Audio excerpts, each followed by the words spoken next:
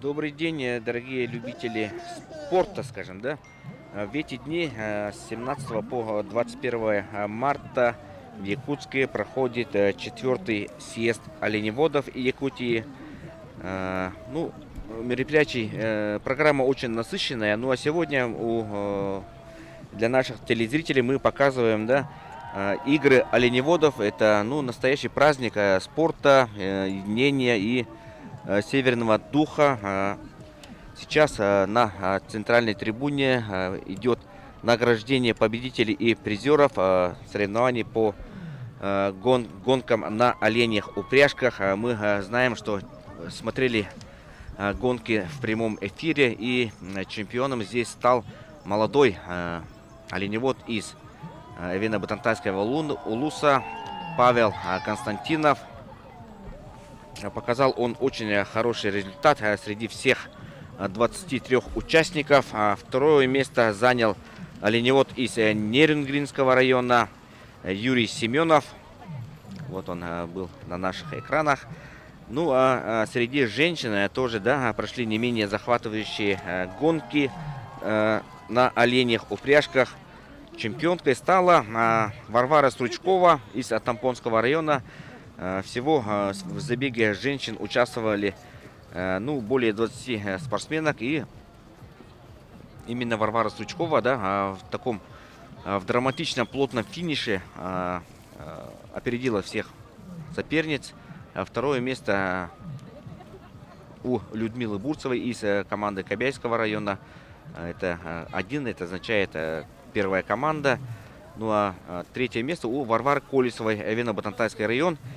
Третья команда. Так что, здесь идет не только, да, за личное первенство, но и по итогам всех спортивных программ будут подведены и командные итоги, главным призом которого является внедорожник Урал, да, Урал-Вахтовик, который выставила компания Алроса. За второе место будет присужден да, тоже суперприз УАЗ-фургон, который выставил Виктор Лебедев, генеральный директор компании Саха-нефтегазбыт. Да, вот смотрим, Варвара Сучкова на вершине пьедестала. 2 года назад в Сакырыре, это Эвино-Батантайский район, на 4-х играх народов Севера Варвара Сучкова тоже стояла на высшей ступени пьедестала в гонках на оленях упряжках. Сейчас, через некоторое время, мы посмотрим с вами, пожалуй, да, одну из самых интересных спортивных программ. Это комбинированная эстафета. Примут в нем участие 20 спортсменов. Программа очень интересная. Эстафета, сами понимаете, да. Сначала участник пробежит 100 метров с арканом, палкой и седлом. Затем оседлает оленя и поедет на нем дистанцию, да, определенную. Далее участнику предстоит с 10 метров попасть арканом на хорей, а завершится эстафета километровой гонкой на оленей упряжке. Вот такое интересное событие сейчас нам предстоит увидеть. Ну а победитель комбинированной эстафеты получит снегоход «Буран», которую выставила компания ППК «Туймада». Вот участники комбинированной эстафеты. Судя по гонкам на оленях упряжках, я бы не стал торопиться, да, с фаворитами, потому что шансы у всех равны. Мы, допустим, до начала соревнований гонок определяли, да, тех, кто будут лидерами. Мы назвали имена Марата Слепцова, имена Вячеслава Колесова, да, которых мы, да, привыкли видеть на высшей ступени пьедестала. Но вот эти названные фавориты, они оказались за чертой призеров, причем далеко за чертой. Ну а победителем стал молодой спортсмен из Эвино-Батантайского улуса, из команды, третьей команды этого района, Павел Константинов, молодой оленевод. Показал себя во всей красе. В гордом одиночестве он финишировал. Ну, сейчас, прямо сейчас на спортивной арене перед стартом готовятся участники комбинированной эстафеты. 20 у нас участников. Можно назвать их имена. Василий Лебедев, Тампонский 3, Иннокентий Попов, Булунский 2, Дмитрий Стручков, Тампонский 1, Родион Никитин, Кобейский 3, Бурцев Гаврил, Кобейский 2, Григорий Семенов, Нерингринский 2, Александр Лебедев, Момский 2, Корякин Петр, Булунский, Петр Неустроев, Аймеконский, Ростислав Слепцов, Момский, Виктор Слепцов, Тампонский, Павел Корякин, Булунский, Игорь Колесов, Нерингринский район, Вячеслав Колесов, Эвино-Батантайский район, вторая команда, Николай Горохов, Эвино-Батантайский район, третья команда, Александр Сыроватский, Усьянский, Данил Неустроев, Кобейский 1, Семен Никитин, Жиганский район, Егор Алексеев, Алекминский район и Марат Слепцов, Эвино-Батантайский район, первая команда.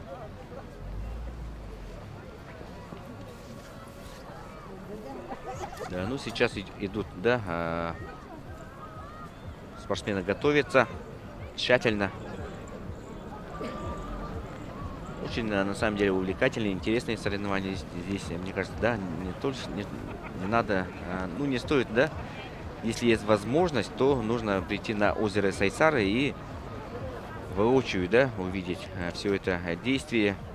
Много азарта, много зрелища. В рамках съезда оленеводов здесь проходят не только спортивные мероприятия, но и культурная часть очень насыщенная. Ну, а также здесь на импровизированной площадке в озере Сайсары прямо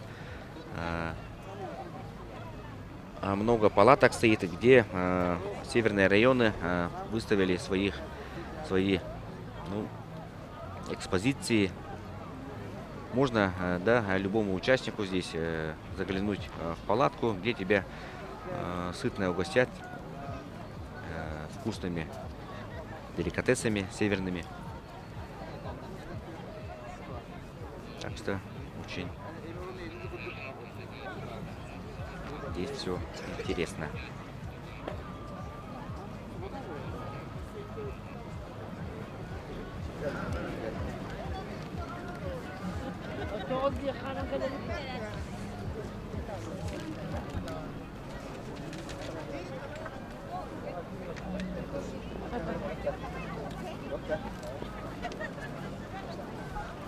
Еще раз напоминаем, комбинированная эстафета на старте.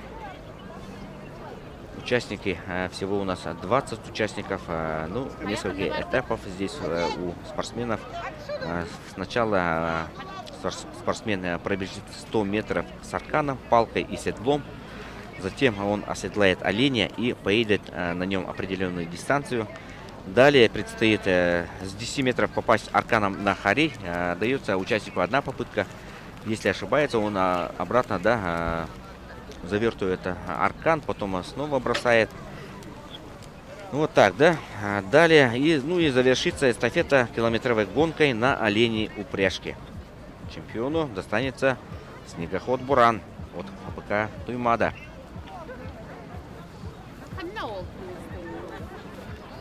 Года 2 назад я был в Батагай-Алыта на играх народов Севера, на 4-х играх.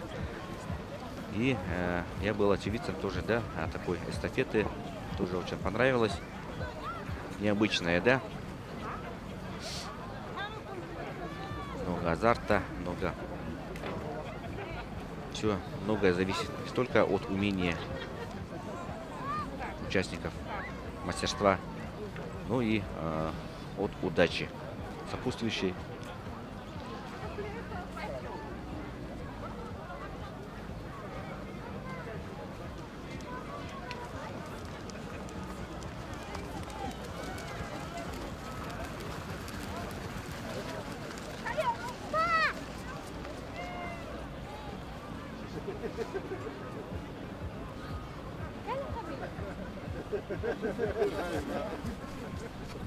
Также параллельно, да, проходит конкурс «Кочевая семья», в котором участвует 8 семей.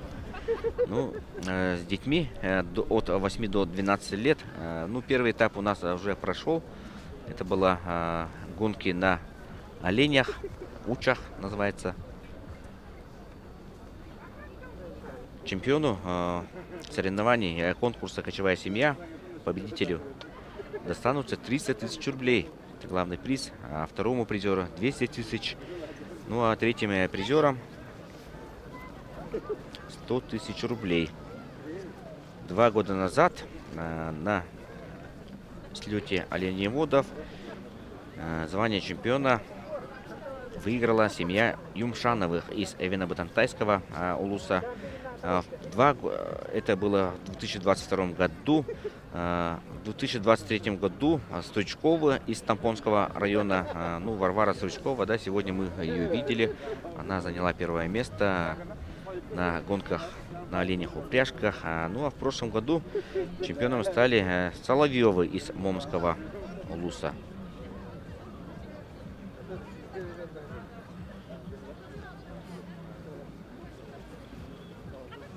Ну, такой интересный факт, да, больше всего оленей на игры оленеводов в Якутск привезли представители Эвино-Батантайского улуса, 18 оленей у них, у Булунского улуса 16. Некоторые оленеводы добирались до Якутска целых 7 дней, преодолев ну, расстояние ну, более 2000 километров, что очень, да, интересный факт.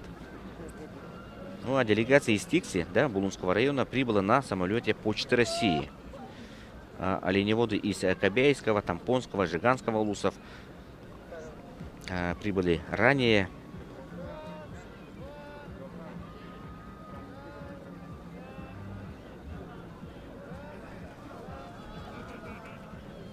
Но мы пока ждем начала старта.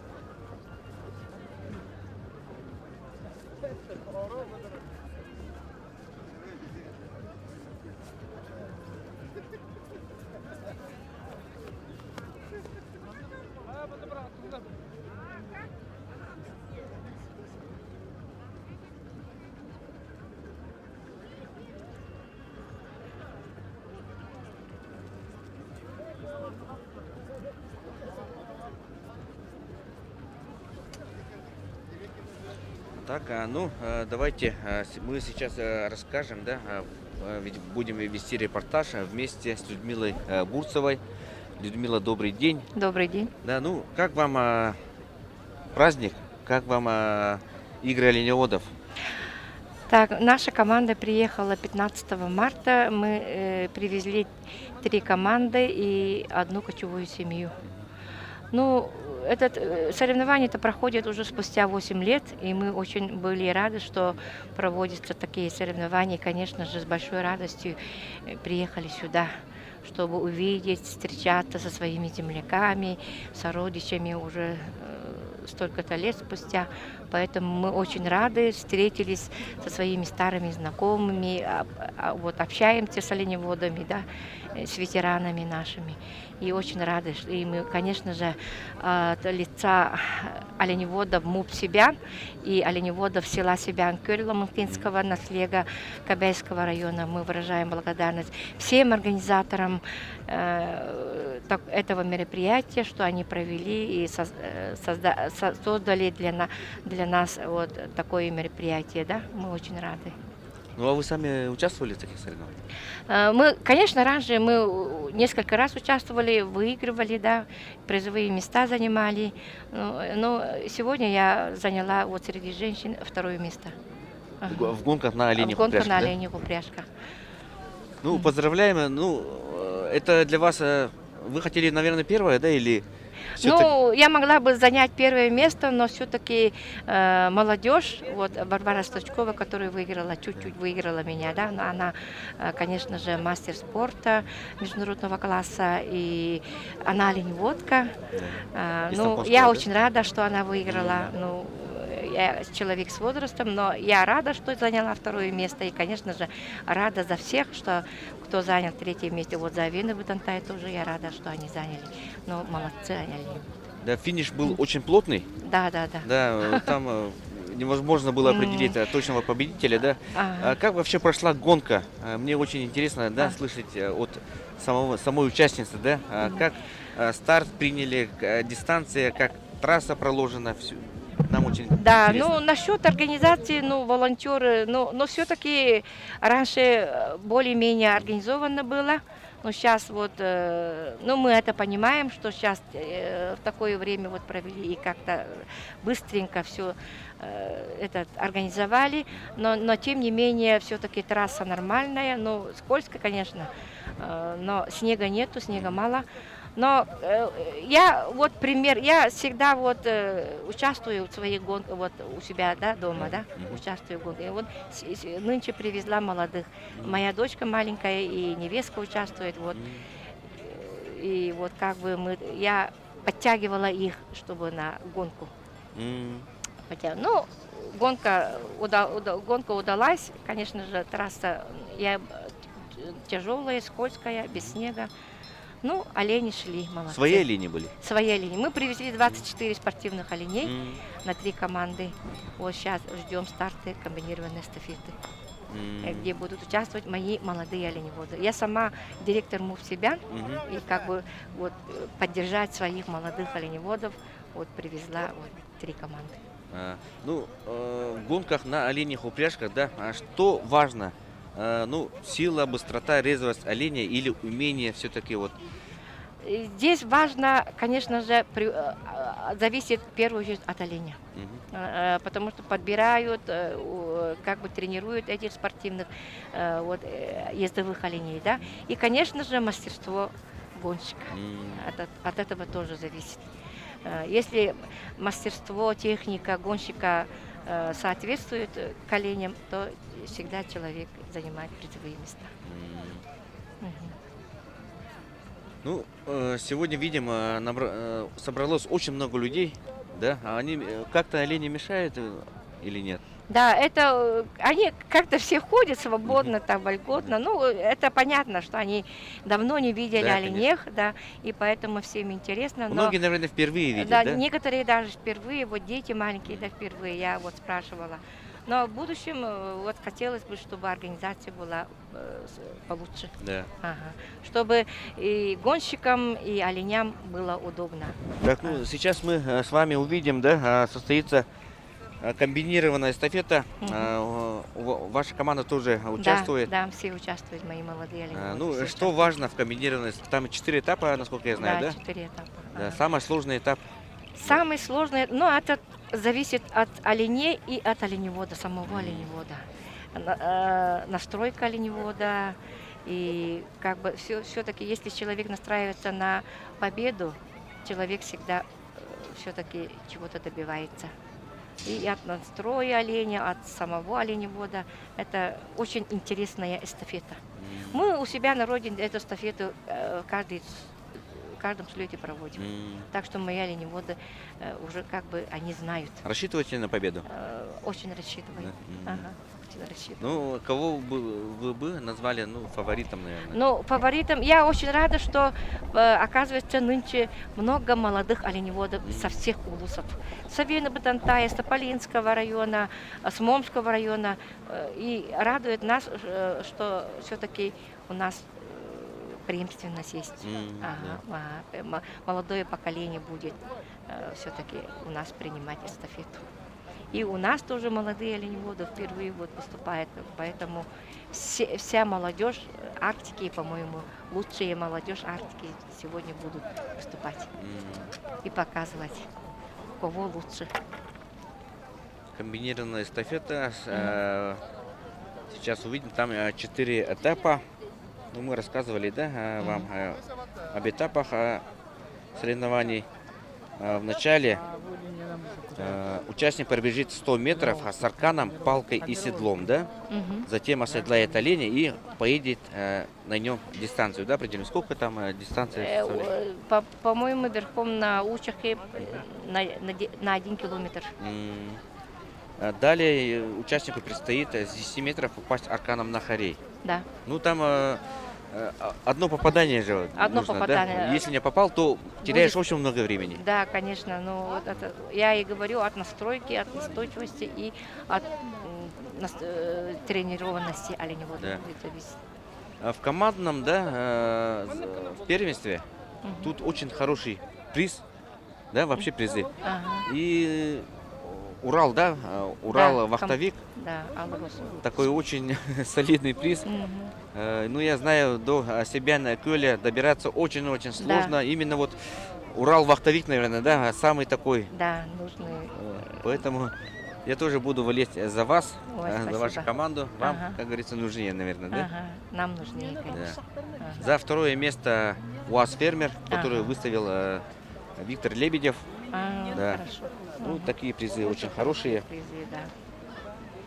И для кочевой семьи тоже вот за первое место сказали 300 Да. тысяч рублей и 200, потом уже по 100 тысяч. Да. Это очень хорошие, да, хотя бы так поддержать наших оленеводов, которые вот днем и ночью на страже оленей находятся вот в таком положении, когда так у нас хищники во всех арктических и северных полосах.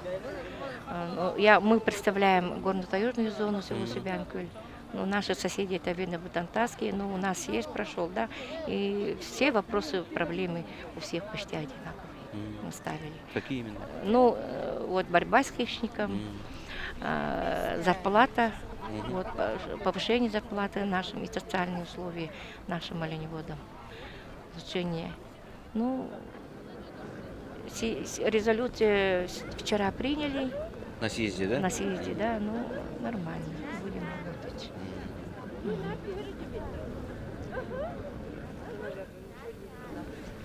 Так, ну, мы пока в ожидании старта комбинированной гонки. У вас кто участвует на комбинированной гонке?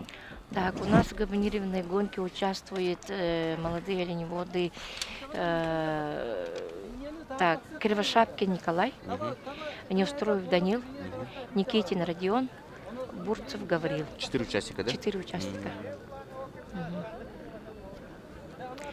Всего у нас сколько участников? 20 спортсменов 20 пробегут. спортсменов, ага. Их можно назвать спортсменами, наверное, да? Да. Оленеводы это очень, которые с утра до вечера в тайге, на оленях, у них постоянно как бы тренировка. Но тем более у нас горно-таежные, там тундровые, там мы как бы разделяемся, да? Но горно-таежные вот оленеводы, которые все время карабкаются по горам в летнее и зимнее время. Так что тоже у них как бы... Это, можно сказать, бы, настоящие спортсмены, да? Да, Выносливые, тренированные, сильные, выносливые, быстрые. да, быстрые, ловкие.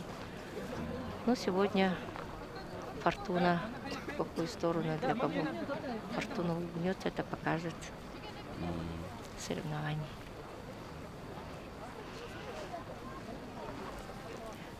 Мы все поставили свои чумы, палатки, да, очень много гостей и жителей города, короче, по-моему, сегодня, наверное, все довольны. Да. Ага. Ну, я, допустим, вот случайно заглянул в одну палатку, меня сразу позвали, Мгм. накормили чаем, напоили, да. Ага. Ну и дали несколько деликатесов Мгм. попробовать, что как бы я удивился, приятно. Ну вот наши вот Да. люди, вот народ с Арктики, Севера, вот всегда гостеприимный, очень любят, когда вот к нам и в их юрту заходят. Так что мы, конечно же, очень выражаем благодарность нашему Ильдархану, правительству, потому что все-таки, несмотря ни на что, постоянно уделяет внимание. Но проблем все равно везде и всюду много. Но, несмотря на это, все-таки поддержка хоть какая-то в малой степени у нас есть. Чувствуется, да? Чувствуется, да, чувствуется.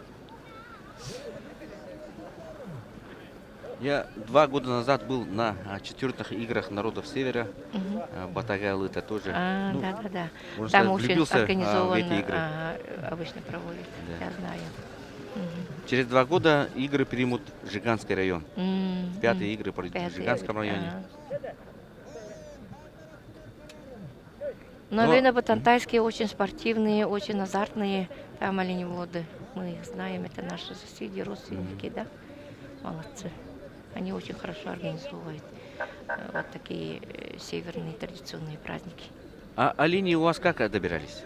Мы на машине привезли. Прямо на машине? Прямо на машине ППР. М, Привезли 24 голов. И хорошо, что мы их как бы держали в свободном выпасе на 27-м километре Вилюйского трактора, где вот овчебуки стоят. Да-да-да-да. Вот там. И там ягель есть, оказывается, так что не привязанные, я бы сказала. Вот сегодня только привязаны. А на дорогу сколько потребовалось? Но больше суток мы Больше ехали. суток, да? Ну, останавливались, кормили. За сколько дней приехали? Ну, на вторые сутки мы уже подъехали. М. Ага. Ну, олени устали? Или- Устали, Устали, да? устали, ага. М, Поэтому первую ночь привязали, сперва потом накормили ягелем своим, потом их только отпустили. Так, ну, тут небольшое столпотворение. Мгм. Мы в ожидании старта соревнований по национальным видам в рамках 4-го съезда оленеводов Якутии. Комбинированная эстафета, 20 участников. Насколько я помню, 2 года назад вот на играх народов Севера в эстафете комбинированной выиграл Марат Слепцов из Вено-Батантайского района. Мгм. Очень такой опытный. Да, опытный оленевод, молодой оленевод. Он, по-моему, бессменный чемпион в своем вузе. Да. Ага. Ну, ему не повезло в этом. Да. На гонках на оленях упряжках. Сегодня, да? Да, сегодня. Ну. Он был в конце. Мгм, мгм. Ну вот трасса как бы узкая, Да. потому что же гонщиков у нас около 20, около Да. 30 нарт. Мгм. Если бы на равной линии все Мгм. стояли бы, там уже, конечно, М, но это уже на второй, на третий, конечно, преимущество имеет кто на втором, кто на Да. переднем плане. Но я бы не сказала, все-таки это зависит от самого оленя и гонщика. Вот некоторые, которые первые едут, едут, и некоторые даже олени С трассы, да, выходят, сходят? с трассы Да. сходят, да, первый, боятся. Были такие случаи? Да, или, может, есть, были? есть. И у нас в моей гонке тоже так же было, которые первые шли, сразу сошли со трассы. Так что тут опыт, умение, техника гонщика очень имеет значение. И, конечно же, в первую очередь от оленей самих. Ну, сами оленеводы приучивают, подбирают оленей для таких соревнований, да, приводят своих самых лучших оленей спортивных. А как подбираете оленей? Ну, Вот они на вот- вид, допустим, рослость или... Нет, они там, когда вот за оленями присматривают, да, вот на оленях же они все время ездят, вот тогда они вот подбирают, кто быстрее, кто выносливее. Есть такие, которые слабо ездят, слабо бегают, да, а есть, которые очень спортивные олени. Ну, это уже от мастерства оленевода зависит. Они А вы очень на глаз можете определить, допустим, вот олень стоит, да? Мгм. И вот он побежит.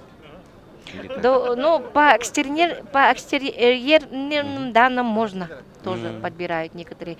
Но у нас это опытные оленеводы, ветераны по экстерьерным данным выбирают. Вот уже побежали, по-моему, да? Нет, это... Нет еще, да? Уже по экстерьерным данным этот олень может на нартах бежать, этот олень может стать ездовым, вот верховым учаком. Вот так они подбирают на глаз. Потом это уже на практике приучивает оленевод. И вот таким образом они подбирают своих Вот они, участники. ездовых оленей.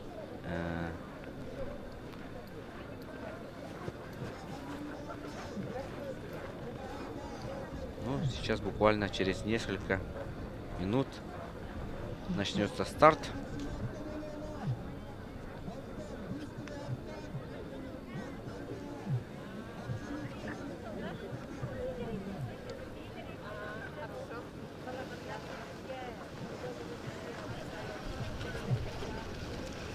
Ну, я хотела бы, пользуясь моментом, вот оленеводы и чумработницы как бы работают в очень экстремальных условиях круглый год. Мгм. И поэтому хотелось бы, чтобы особое внимание уделяли вот, кочевой семье. М, Если кочевая семья будет кочевать в каждой оленеводческой бригаде, то наша традиционная отрасль никогда не выживет. Никогда, вот, как бы сказать, ну, будет процветать. м, Поэтому упор надо делать на кочевую семью, и чтобы была преемственность поколений. м, Вот сейчас вот такое время работают, я бы сказала, патриоты своих м, народов, патриоты своих предков работают. Ну, например, я своих молодых оленеводов считаюсь их героями. м, Несмотря на свою низкую заработную плату, несмотря на очень тяжелые условия труда, все-таки они преданы м. делам своих предков и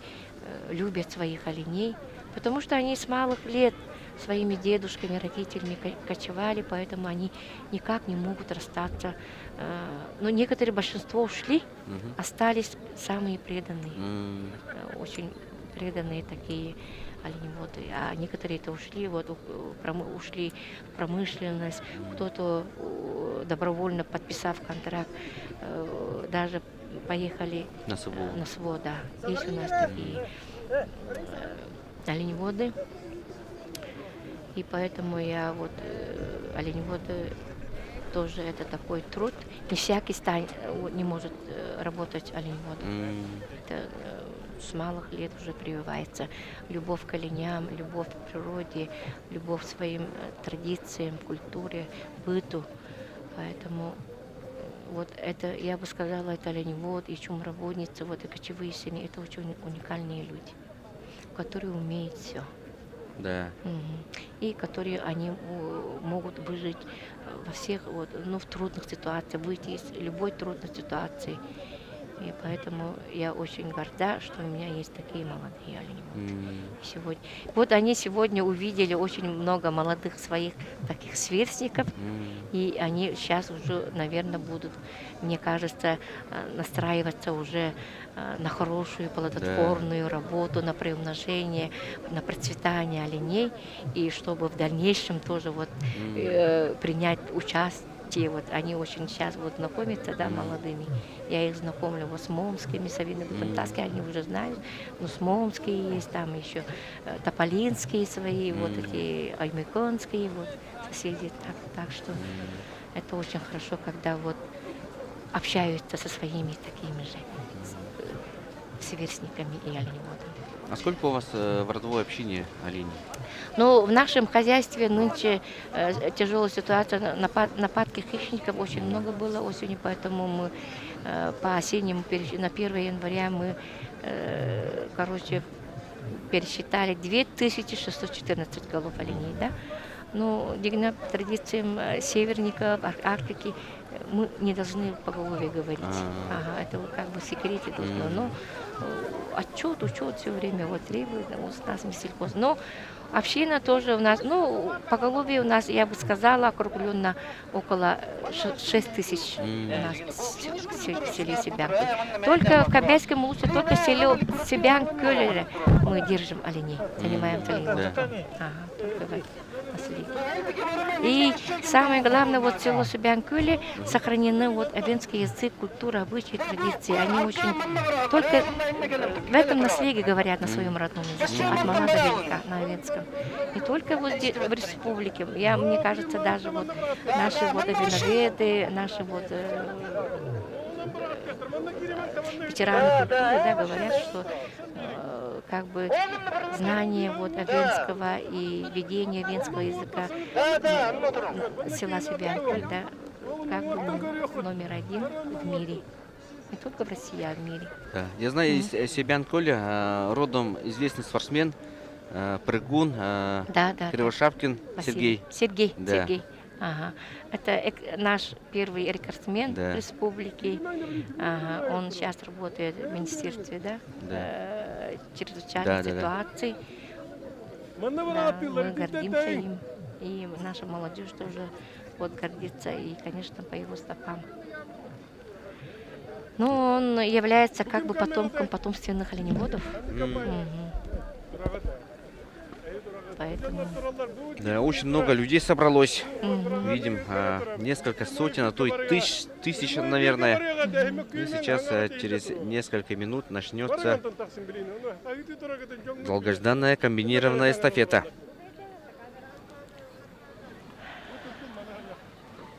Судьи все на месте. Ну, тут основная проблема, чтобы людей, да, оградить от Да, да, да. Вот насчет участников, бояров. чтобы не мешали. Мгм.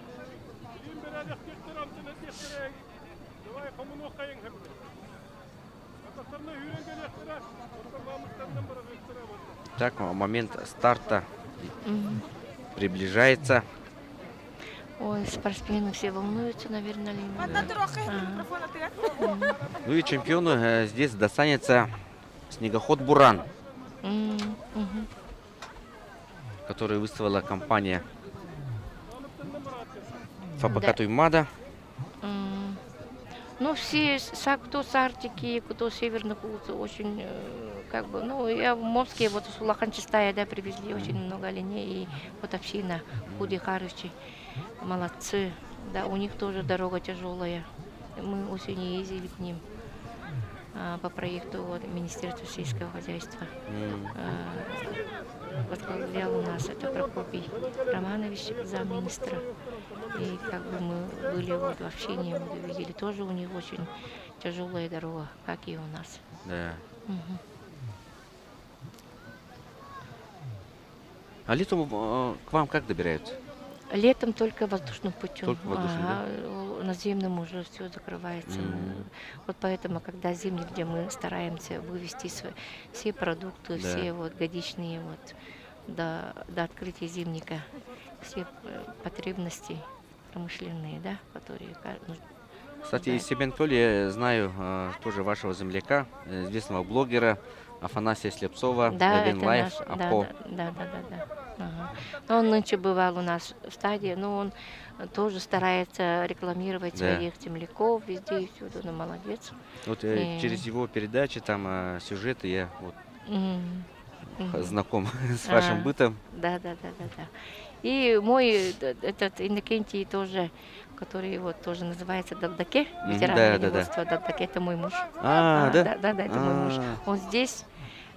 Я видел его, он громче всех кричал, Да, самый такой да. видный.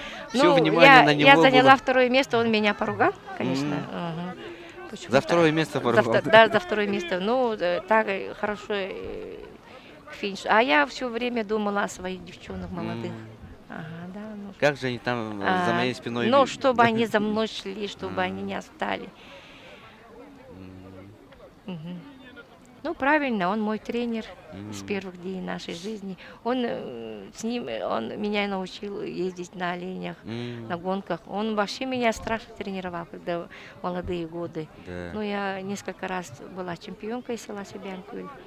И среди ветеранов тоже вот уже заняла первое место. Да, вот, ну, говоря о вашем муже Далдаке, да, наверное, все жители республики смотрели его ролики, да, Да, как да, он да. кушает всякие деликатесы. Значит, все это вы готовили, да, к нему? Да. Нет, он сам готовит, потому что он как бы рекламирует свою традиционную еду. Да, Ага, вот свою традиционную, как бы естественную, без, Прикрас, без прикрас, без приправ. Да. Ну, у него, что экологично. Он говорит, что экологично все. Правильно делает. А Далдаке что означает? Далдаке это мини-гостин. Вкусно, да? Мини вкусный далдаке. Поэтому он далдаке, вот говорим все. Если мини-гас очень хорошо. Поэтому он говорит далдаке. Так, ну, до старта остается буквально несколько минут. Мгм. Судьи готовы, участники готовы. Комбинированная эстафета. 20 участников сейчас пробегут дистанцию. 4 этапа. Постараемся все вам сейчас хорошо показать, рассказать.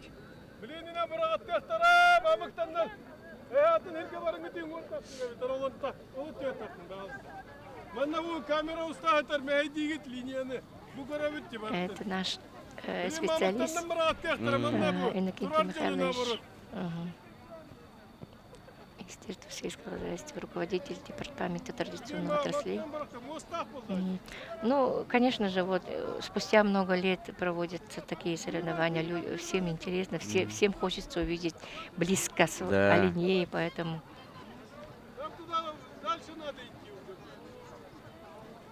Но все-таки надо людей приучить, чтобы потому что все-таки оленеводы издалека, с Арктики приехали, тащились, чтобы участвовать в таких гонках. И вот из-за какого-то, наверное, пешего человека оленя побежит. Это тоже как-то обидно. Правильно. Вот.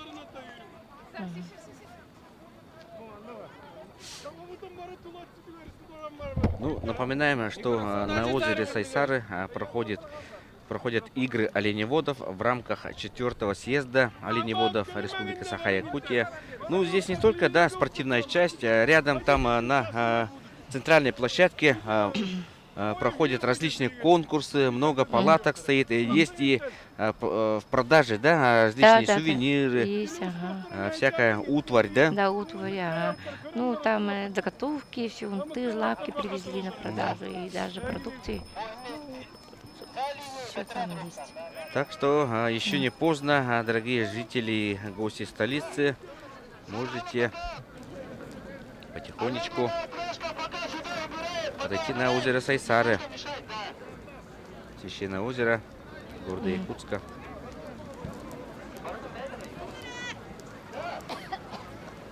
Раньше вот по как бы категориям улуса района, вот арктически отдельно, северные улусы отдельно соревновались. А нынче что-то все вместе. Да. Вот, это понятно. И Нерингри здесь. А, да, ну, вот раньше вот как бы разделяли вот по категориям районов. Арктически отдельно соревновались, ну, там считали очки северные отдельно и южные как бы центральные отдельно.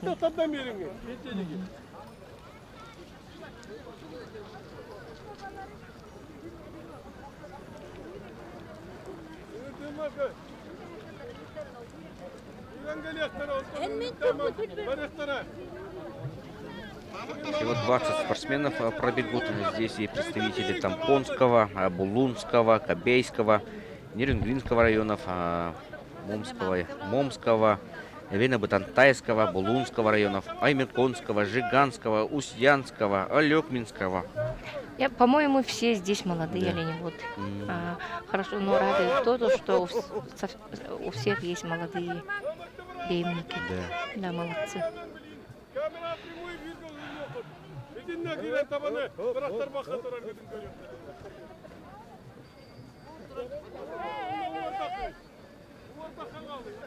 Мы Анабары вот на кочевой семье тоже вот как бы одолжили свою верхового оленя, который занял среди мужчин второе место. Ничего себе, да? Наш олень и этот директор Роман Дмитриевич поблагодарил, что мы как бы им... Достойного оленя дали. Достойного оленя. Да. А сами какой заняли? А сами среди женщин по кочевой у меня Анастасия Даниловна заняла 5-е место. Но они анабарские тоже, по-моему, заняли по кочевой. Но этим же лучше. Ну, молодцы. Так, начинается первый этап у нас. Ой. Старт очень близок. Я чувствую ваше волнение даже. Да, я волнуюсь тоже, мои оленеводы сейчас будут участвовать. Так, ну сначала участникам, да, 100 метров нужно пробежать с палкой, вот видим, да, с палкой, арканом и седлом. Ну, а затем они седлают оленей. Седлают оленей, потом обратно идут, да? Нет, наверное, далее. Далее идут, да. Что-то говорят, ну, сейчас посмотрим, как они будут соревноваться. А, хотя вот олени возле нас стоят, да? Вроде, ну вот я и говорю. Да, возможно, они Мгм. обратно прибегут и сядут на упряжку. Или на учах. На учах. На учах, да? Сейчас на учах и повесить. Да.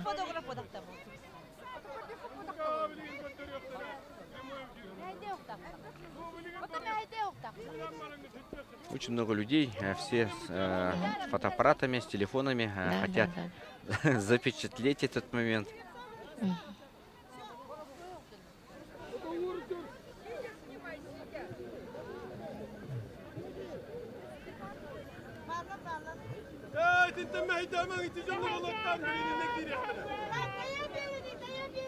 У нас старт должен был состояться еще в 14:00. Сейчас время сколько? Сейчас без 10 минут 3. Мгм. 50 минут задержка. Задержка. Чего? Ну, по-моему, только комбинированная осталась, да? Да, есть еще нет, быстрый буксировка. аркан, да. Быстрый аркан и буксировка, по-моему. Да. Это уже личное первенство, буксировка на лыжах. Мои тоже вот изъявили желание поучаствовать и привезли тоже свои охотничьи лыжи.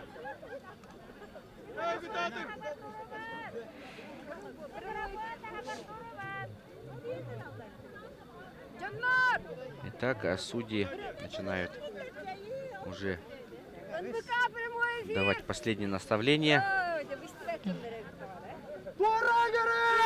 Ну и буквально совсем чуть-чуть остается у нас до старта комбинированной эстафеты.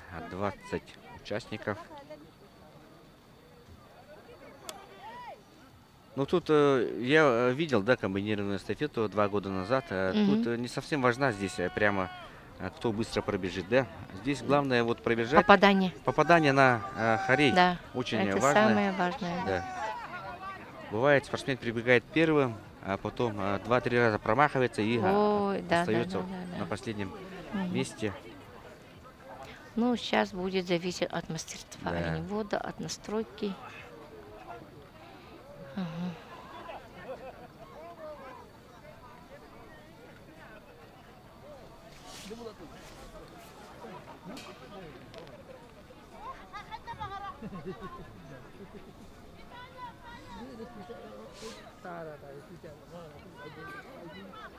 Сейчас уже мои молодые оленеводы говорят, давай, все уже на 5-м съезде, уже следующее соревнование уже будет. Уже начинает готовиться, да? Будем, мол, хорошенько готовить. Они Ну, это впервые, правильно, вот, почти все впервые участвуют. Впервые увидели. Да, ну, по лицу, да, участников можно сразу определить, что это настоящие оленеводы, потому что, да, они уже загорелые, да? Да. Да, вот. Потому что они Весь целый день, день на да. улице, с утра до вечера. Тем более сейчас начинается весна Да. и солнце, да. Все уже у нас в апреле будет уже отел, уже как бы круглосуточное окаруливание уже. Да. Целый почти днем и ночью они будут окаруливать свои стада. Все, старт дали. Итак, Ой, старт кто-то- дан, смотрим. Ну, тут не 20 участников, да, чуть больше 10, кажется, приняли старт. Смотрим сейчас, да, тут они садятся на учах, оседлают оленя. И первым, да, пошел уже, видим, кто-то второй пошел. И мои.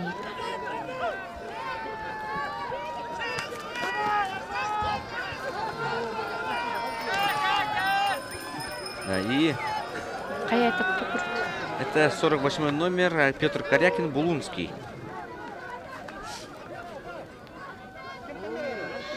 Ну, потихоньку мы будем, да, рассказывать. Да. Ага, Петр Сейчас Корякин. они пробежали 100 метров. Хотя уже готовят нарты. Сейчас они, видимо, на хорей побежали, да? Да. На хорей. Потом обратно прибегут, что ли? Вообще непонятно. Как это? Ну, да, сейчас Ну, а если кто не попал, они там будут уже мешаться, если вот нарты поедут. Да. Ну, сейчас посмотрим, да. Ага. Посмотрим.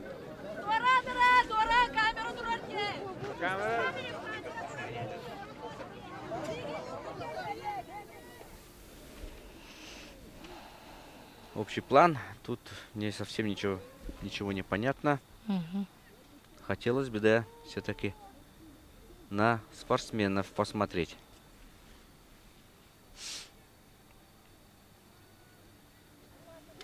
Городские уже все стали спортсмены. А, еще второй есть ведь. Да, А по времени будут тогда смотреть, да? наверное, да. А А, тогда, по времени, получается, да. два захода будет, Два да? захода сделали, по-моему.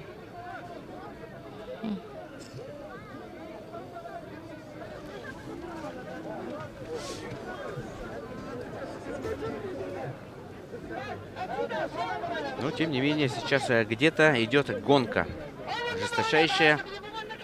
Наши доблестные спортсмены Мгм. соревнуются.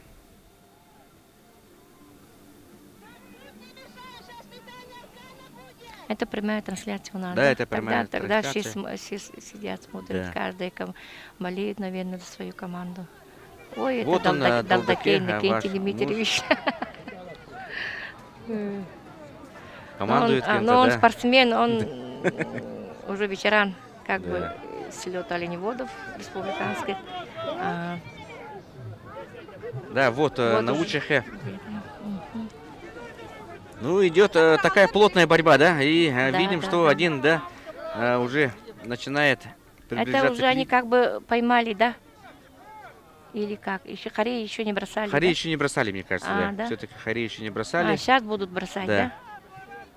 Ну, очень интересный кадр, да? Красивый Мгм. кадр.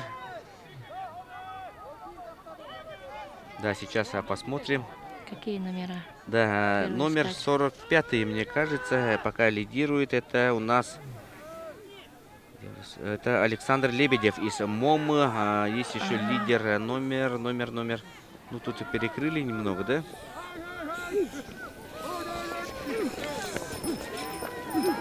Ох, упал Ой, номер кто-то 29. 20, это Тампонский Стручков Дмитрий. Упал. Но продолжает гонку. 3 лидера пока у нас. 3 лидера.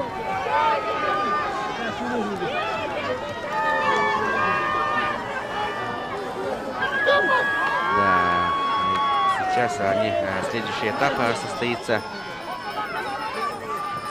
Питание аркана. Тут метров с 10 нужно точно попасть в цель. Если не попадаешь, то вторая попытка дается. На это уходит очень много времени.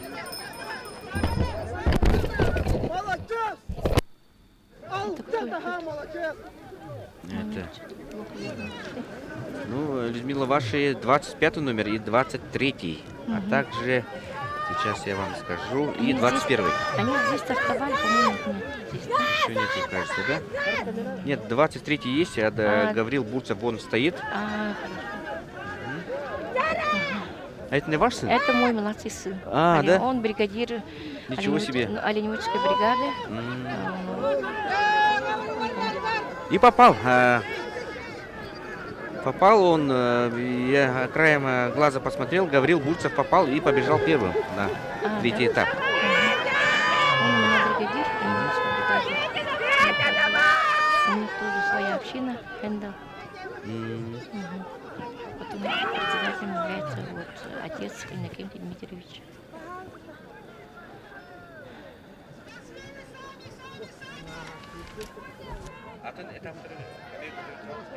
Петя, катай!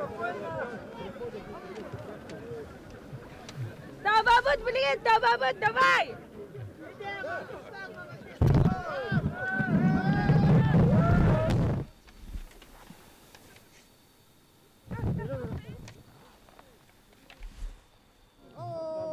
Алексей, ты лидерleri уже üst etap kabarttan diyorlar.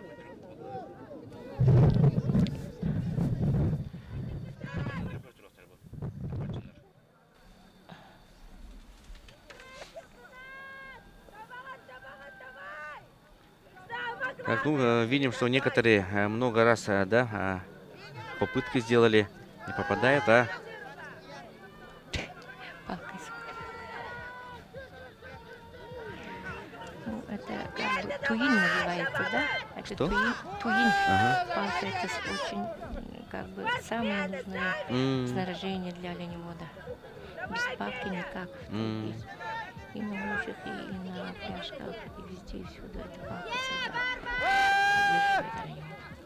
Вот он попал, и 46 номер уже побежал. Это у нас кто? Нет, это 45 Там, номер был. по-моему, два... Петр Корякин. Вот тут что-то... Да, вот уже на гонках на упряжках два лидера. Сейчас посмотрим на номера. И очень надеемся, что это один из них это Гаврил Бурцев, да? Да, ну Ваш это младший. тоже... Я молчу, Мгм, да. потому что от трассы очень много языков. Сейчас мы решает скажем. только финиш. 23 номер, да, это Гаврил Бурцев. Он пока впереди.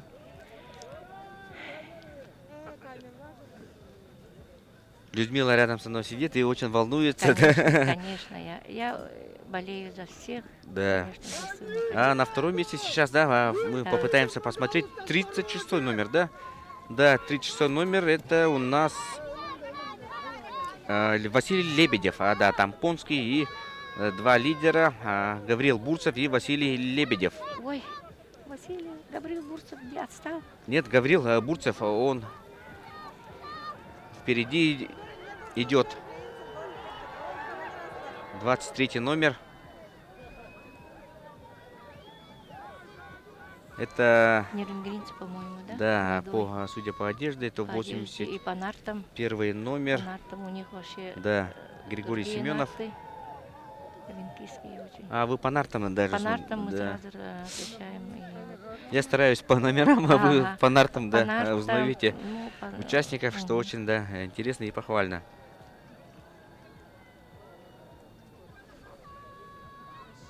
Это кто у нас едет? Это номер 29, тоже Тампонский, Дмитрий Тампонский. Сучков. Ага. Это 48-й. 48-й у нас под номер 48 Булунский Петр Корякин. Ну, это где-то посередине, да, места занимают, а лидеров мы уже с вами посмотрели.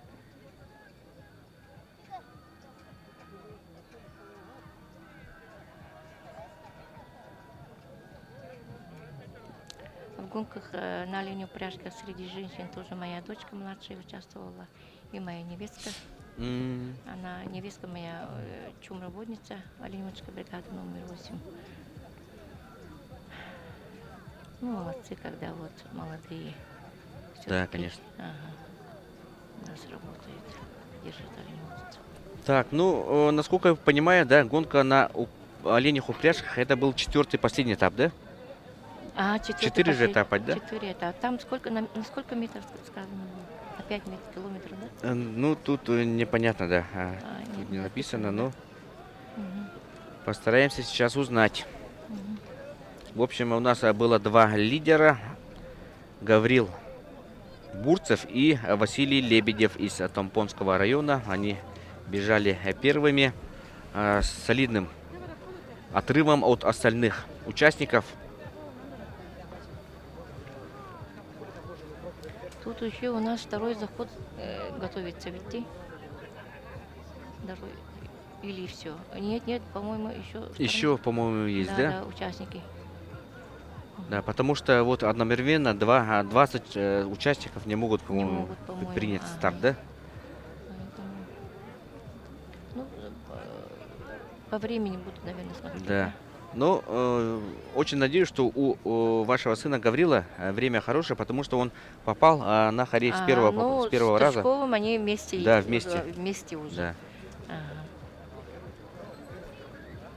Сейчас уже будет решать финиш. Да. Мгм. Ну, наверное, на один круг, да? На один круг, но Если на один круг, то круг уже завершился, скорее всего. да? Да, конечно, потому что прошло уже почти 5 минут, как мы здесь смотрели. Смотрим повтор. Давайте посмотрим, как они... Они уже завершили круг, Да, да? уже Они завершили. Сейчас финишировали, да? скоро нам предоставят, да, наши помощники протоколы. И мы ага. все узнаем и в первую очередь всем вам расскажем. Вот номер 45 шел впереди. Александр Лебедев. Ну, это первый был этап. 29 номер там упал. Сучаха. Это был Стучков Дмитрий, уже представитель Тамбовского района. А вот тройка лидеров, которая прибежала как первым. скачет олень. Вот. Ну,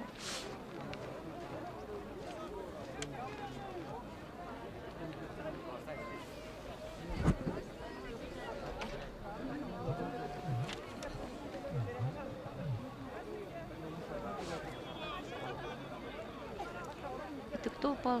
Какой номер? Это сейчас 45-й, по-моему. А 45. нет? Мгм. А вот и, да, два лидера. 23 номер Гаврил и 36 номер Василий Лебедев. Два лидера. Они мчатся к финишу. Ну, здесь не совсем понятно, да, кто прибежал на финиш последним, да, первым. А это номер 81, это тоже представитель команды Нерингри, Григорий Семенов. А, по-моему, он пока третий. Третий, Да. Без шапки, да?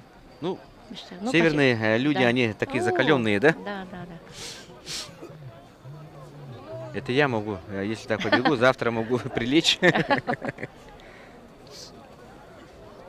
А здесь, да. Когда я кочевала, да, Мгм.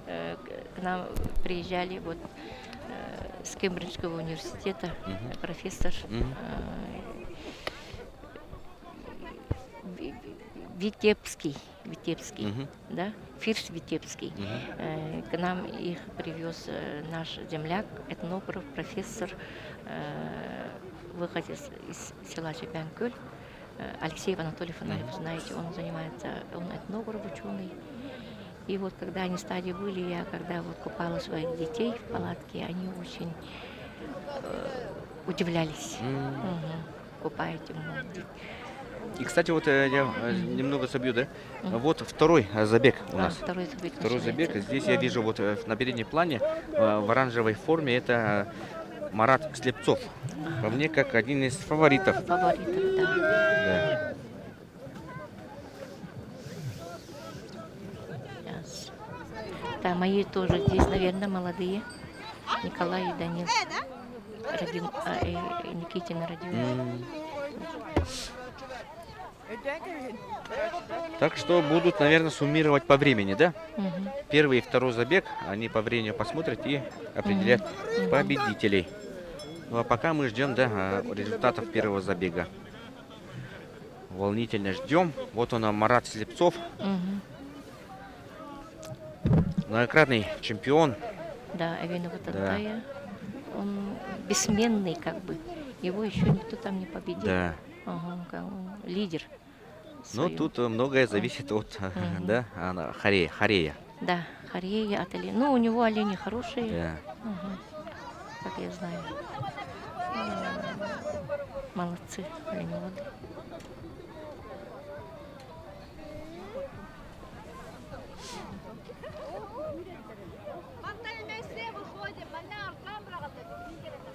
Волнуется, наверное. Ай-ой. Я по себе это знаю.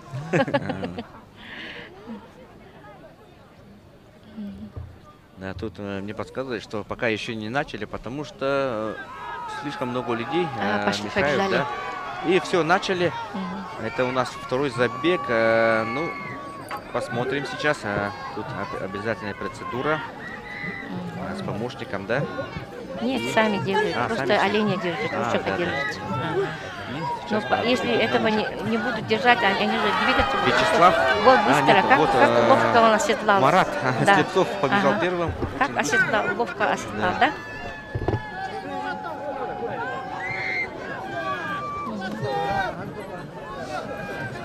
Вот некоторые так долго, а он очень.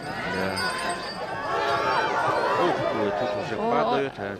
Уже не хочет. Посмотрим на... Ну, тут Устал, наверное, бойцы. немного обидно, что тут Да. амуниция, да, мешает номерам, да? Да, Поэтому да, нам да. приходится очень сложно Мгм. узнавать, кто есть кто.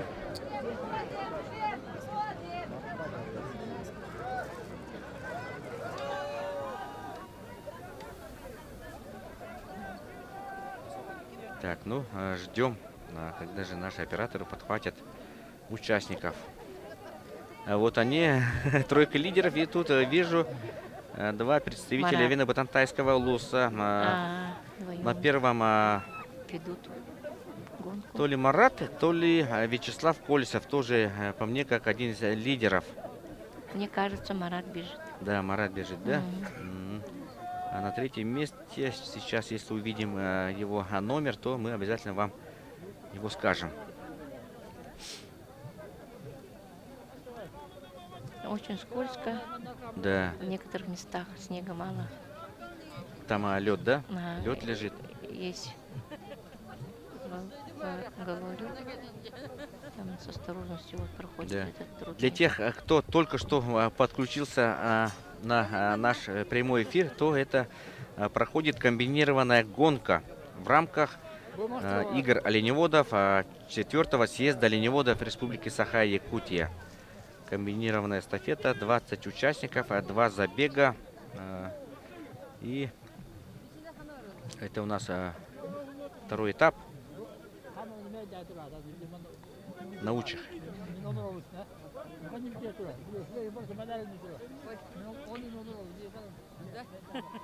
Машины приезжают, да? По улице Лермонтова. Это многочисленные наши зрители. Да, вот, ну, в оранжевых формах, насколько я знаю, это представители, да, Вино-Батантайского улуса. Вино-Батантайского улуса они. У него очень хорошая форма. Да. Отличается от других. Нет, впереди это не Марат, и Слепцов идет вторым, а на первом месте это у нас О, третий Николай упал. Горохов. Николай Горохов лидирует. За ним Марат Слепцов. Третий мы номер, к сожалению, не успели его разглянуть. Посмотрим сейчас.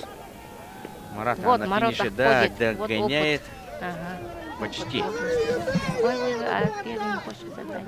Ну и сейчас любо-дорого будет смотреть на третий этап, насколько они справятся с метанием аркана. Ну, Марат очень хороший. Я знаю, он Да. Так, Ой, третий. первый и Нет. второй. Уже на харе побежали. Да, на харе побежали. Сейчас посмотрим. 66 номер. Это у нас Колесов Вячеслав, оказывается, два лидера, о которых я говорил. Да, Да, Колесов это Ирина Вячеслав, Батантай. да, и Марат Слепцов. Мгм. Ну, посмотрим сейчас. Кто попадет, тот и, возможно, возглавит лидирующие позиции.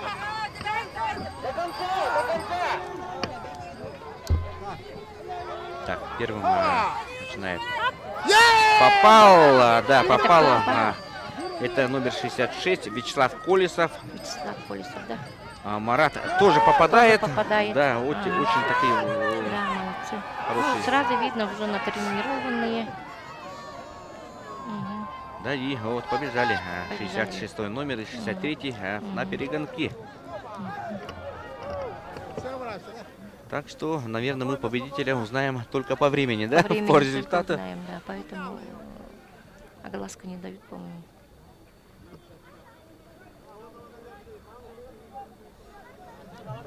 Ой, Да, это падает. номер 54, кажется, да? Павел Корякин из команды Булунский. Ай, Луганские.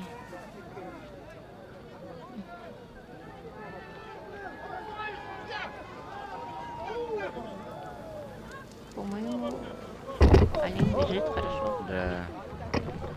А сколько вот килограммов, да, может нести олень? О, он до 150 килограммов. Ничего себе, да? Просто так, да, потому что это от посадки самого наездника все это зависит. Как говорит вот Иннокентий Долгокей, да, нужно иметь сесть на оленя кошачьей походкой. Мгм.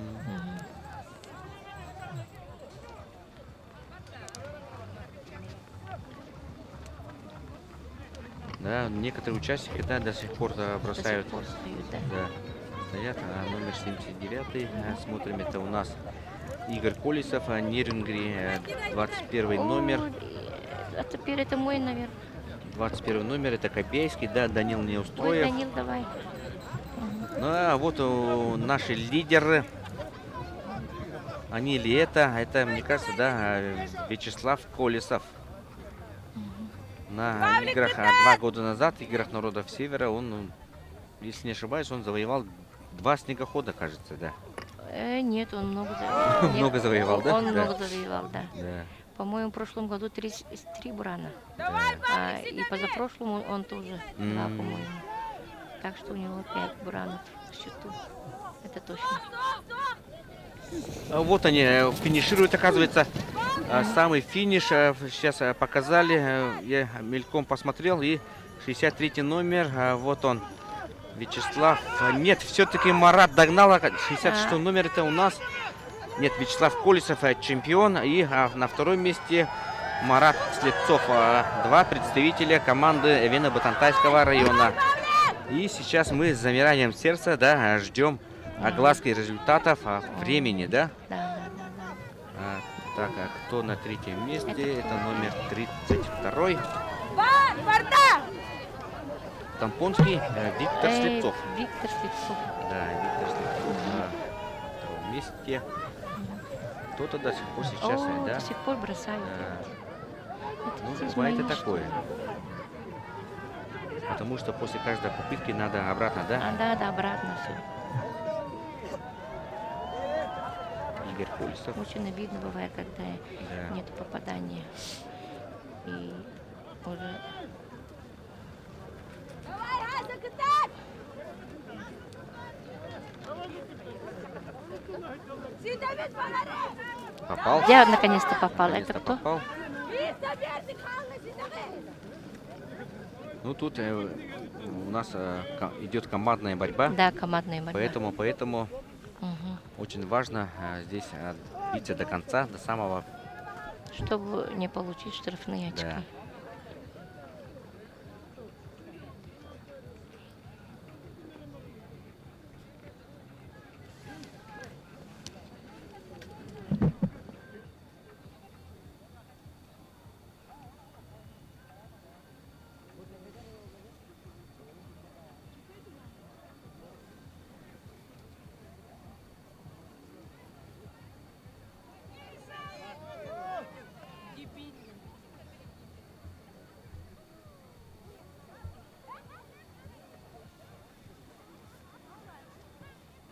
А что он сам не собирает, а?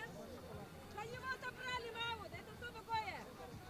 А что сам не собирает там?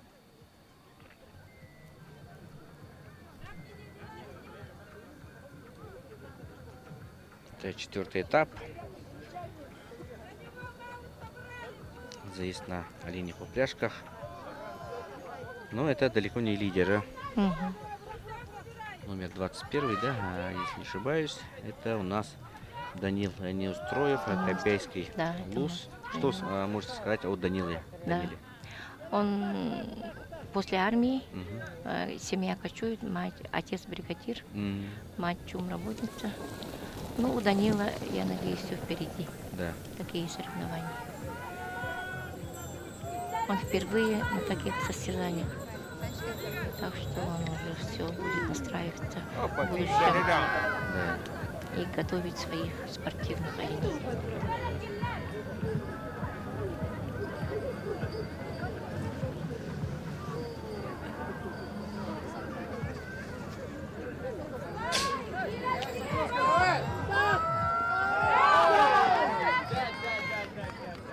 Некоторые только попали и поехали. Да. Мгм. Ну, в любом случае, здесь надо будет посмотреть до последнего участника. Ой, 79-й. Игорь Колесов. Игорь Колесов, Нерюнгри. Тоже он чемпион у себя Да. в Алдании. Ну и наконец Молодец, попал, он да? оленевод, Видим, да, наконец попал. Председатель общины. У него очень Молодой, много. да? Молодой, он очень, да, очень Молодой председатель. перспективный наш М, оленевод, бригадир и председатель общины. Он сам из Нерюнгри, да? Он, по-моему, с Алдана. А Салдана? Да, А. по-моему, с Нерюнгри, да. С Нерюнгри. Мы с ним вместе ездили осенью в Момский район, и когда вот приехали на общение Худи Харичу Громову, да, там автомашины, сокола, он видел, говорит, он мне говорит, а рядом стоит. О, какие техники у них, говорит. У меня даже не Буран, ни Сокол, ни машины. У меня только свои транспортные ездовые олени. Я только качу на своих оленях, говорит. Да, Я ну, говорю, это очень хорошо, говорю, наоборот, да. чем на транспорте качать. Да, и мне здесь немного жаль, да, чтобы было бы вообще классно, да, если бы в забеге, да, вот с парнями из Эвено-Бутантайского улуса, с Колесовым Вячеславом и Маратом Слепцовым в одном заезде был ваш сын, да, Артур. Да. Гаврил Бурцев, тогда вы узнали, да, Да. кто же прибежал первым, а сейчас приходится, да, ждать по огласки времени. результатов, время. Но интересно было, они бы, если вместе они Да. побежали бы, да? Один общий массовый забег был бы, М. тогда мы без вопросов узнали бы имя победителя. Гаврил постоянный призер, двукратный абсолютный чемпион, тоже себя, силы себя, он говорит. А сколько ему лет? Ему он 96-го года рождения. Почти Он скоро закончил, будет 30, да? он окончил очно МЧС, М, он МЧС, но он все-таки изъявил желание продолжить дело своих предков. м. Так что вот отец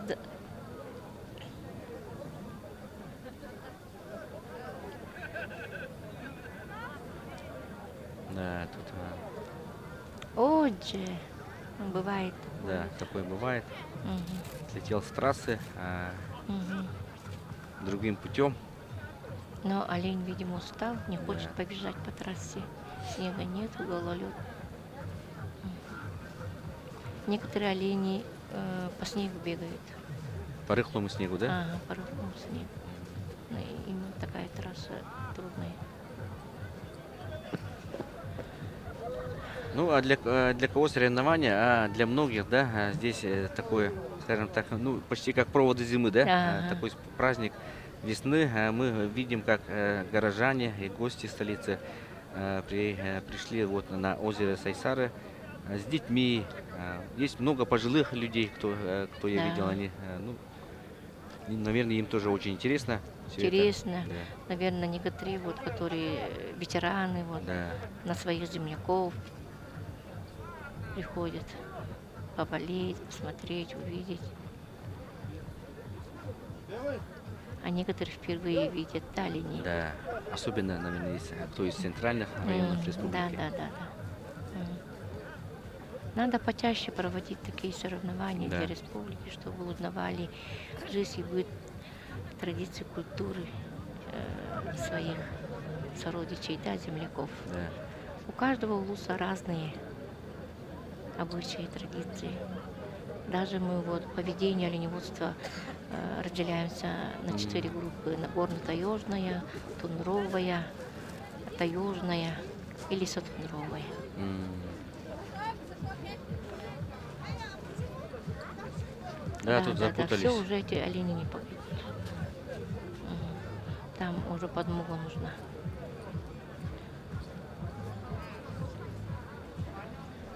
Ну, наше мероприятие сегодня продолжится еще до примерно 5:30 вечера на озере Сайсары. Можете успеть. Здесь на центральной площадке стоят много палаток, уроса, и там можно, да, чумы, да? Да. Да. Есть чумы. Есть продажа.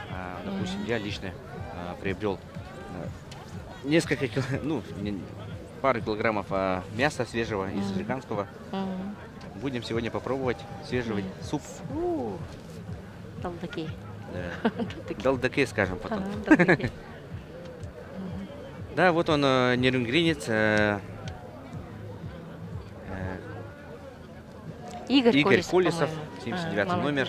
Все-таки Скорость до высокая. конца. Но он немного, да, Да. отстал в метании аркана. Замешался там. Ну, ничего.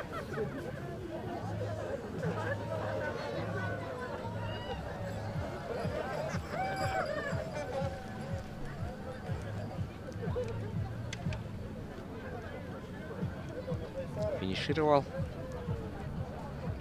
Он быстро прибежал, да? Да, прибежал-то так, быстро. Ну, там вдалеке, на дальнем плане, он ли там запутался или... Нет. Нет, он это был другой. все-таки другой, да? Другой. А здесь тоже видели участник, да, падал потом. Не мог нормально сесть, оседлать оленя. А вот они лидеры. Ой, третий падает. Да, впереди 66 номер Вячеслав Колесов, а за ним Марат Слепцов.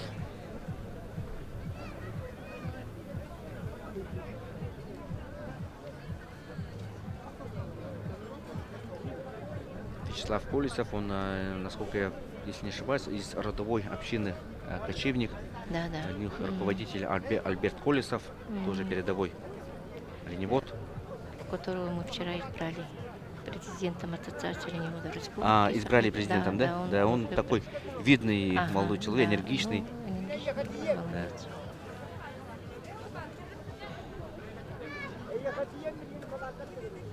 А и здесь тоже упал.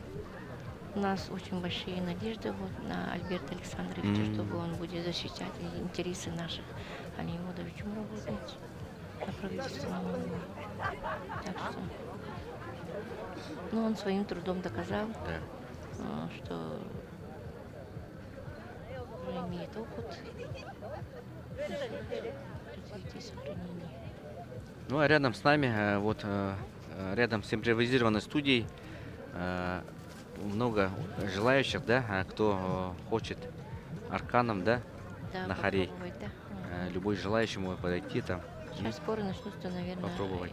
по аркану, да, кидание среди женщин. Да. мужчин. И буксировка вот лыжами. Да. Тоже интересный вид, тоже Моисей изъявили желание участвовать. Тоже попробовать.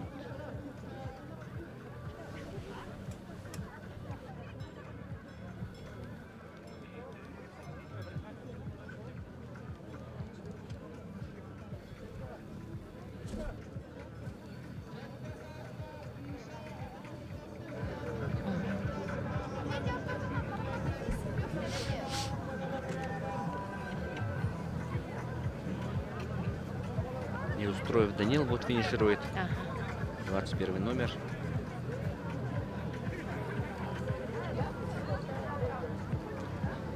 Вот. Да, Игорь Колесов.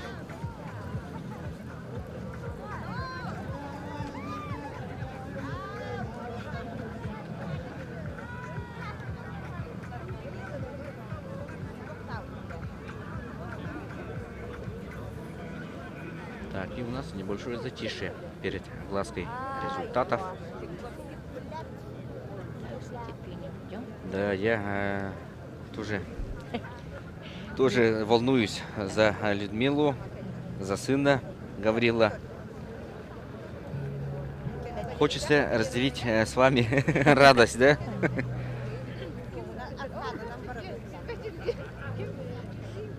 Ну и соперники, да, Марат Слепцов и Вячеслав Колесов были очень такие. Да, да. Ну, они с малых лет Да. знают друг друга. Почему я говорю, они могут выйти в лидеры, да, потому что они вдвоем шли одинаково и как бы Да. друг друга. Да. Ну, они знают уже друг друга. Сейчас показали себя.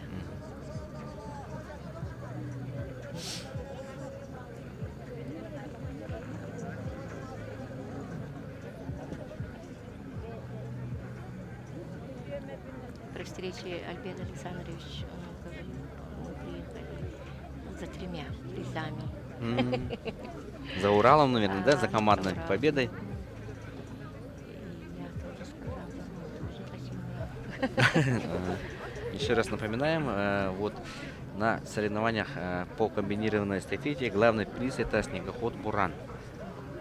Приз выставила компания ФБК Туймада, а в командном зачете призы вообще шикарные. Компания Алроса выставил УАЗ Нет Урал вахтовик. Да, Урал. Да. По-моему, уже на озере стоит. Да, вот он стоит, кажется, да. За второе место УАЗ-фургон от генерального директора Виктора Лебедева. Это тоже уже.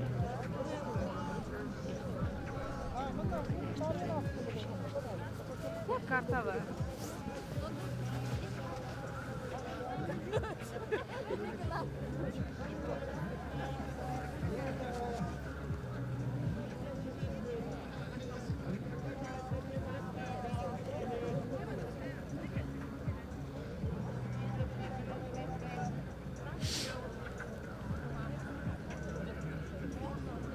Ну а мы пока ждем результатов.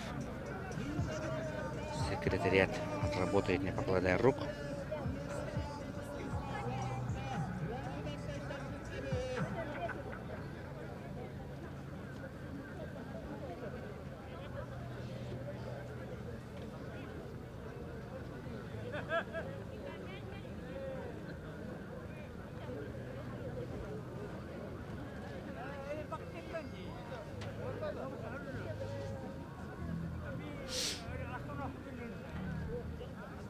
А вот и детишки на ватрушке сидят. Это, по-моему, городские дети, да? Да.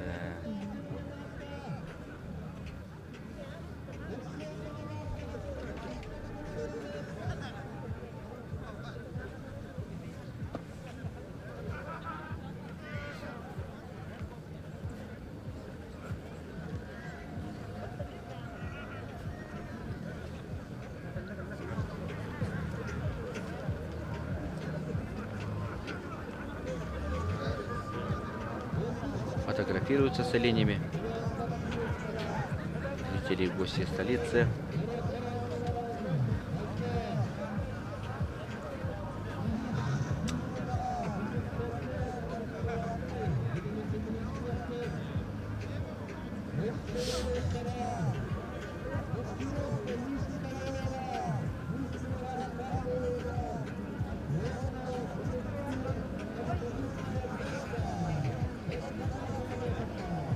Смотрит на, мне кажется, да, тут сертификат держит, да, победители какого-то конкурса, возможно, культурной части.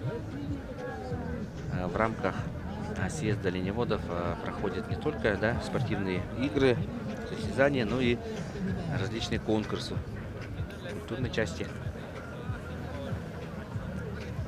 Оказывается, Да. Там, по-моему, еще даже есть конкурс красоты, да? Или это одежды было? одежда. Да. Я на сцене видел девушек в красивых нарядах. Ну и конкурс «Кочевая семья» с очень хорошим призовым фондом.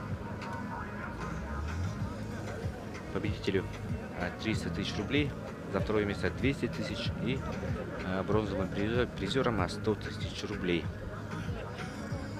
Стручкова участвует, да, там или нет? Варвара Стручкова из Тампонского. Я даже не знаю. Она, по-моему, да, она же заняла первое место на упряжках. Да.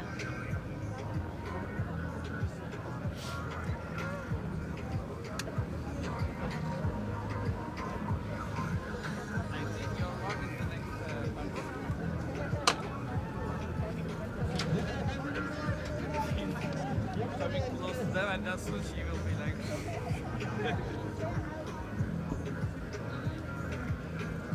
Ну почему здесь секретариат так долго работает? Потому что у нас было 2 заезда. Тут нужно все тщательно сверить. Лидеров вплоть до 20-го участника, да? По времени и потом их распределить. Моего ли не вот, Да. оказывается. Да нет. Вот он стоит, да? Да, да.